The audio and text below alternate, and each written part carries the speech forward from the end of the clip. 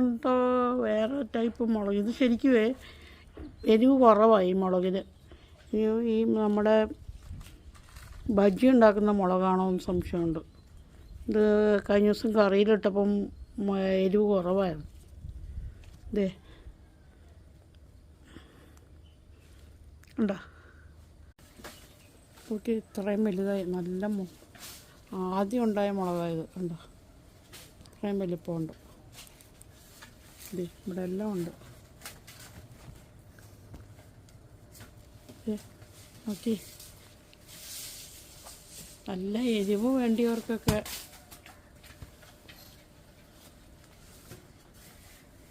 നല്ലതാണ്.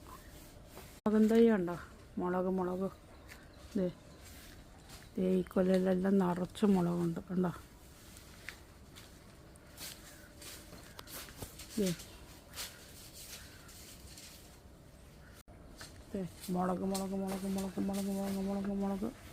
മുളക്